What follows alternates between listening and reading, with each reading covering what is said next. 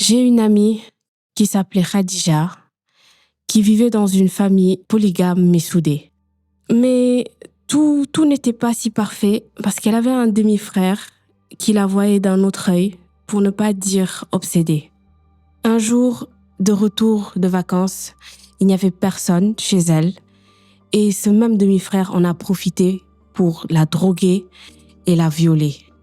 Et depuis ce jour, elle était tellement sous le choc qu'elle a complètement changé. Elle s'est braquée, elle ne parlait plus à personne. J'ai absolument tout fait pour savoir ce qui se passait. Mais elle n'a rien voulu me dire.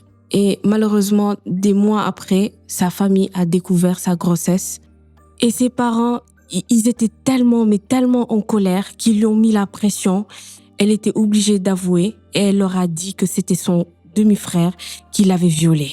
Son demi-frère, le seul fils et héritier de son père.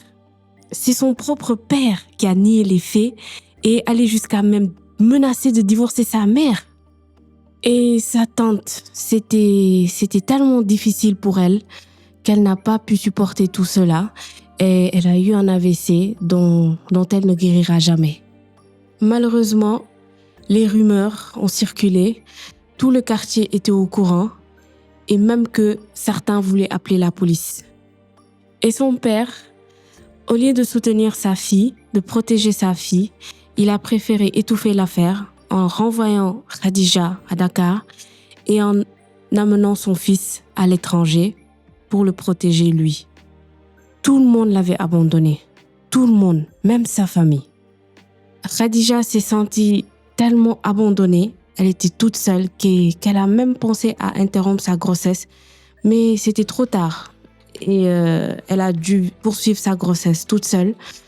Et elle a tellement souffert, c'était tellement insupportable pour elle que même à l'accouchement, elle a dû subir une césarienne qui a failli lui coûter la vie. Le pire, c'est que c'était pas la fin de ses souffrances parce que quelques mois après, sa mère est décédée, la famille était dévastée, Khadija était anéantie, elle s'est même sentie fautive, elle a complètement perdu goût à la vie. Là, aujourd'hui, personne ne l'aide, ni le service santé, ni la justice. Elle se sent toujours seule, encore seule. J'espère qu'un jour, elle arrivera à surmonter tout cela.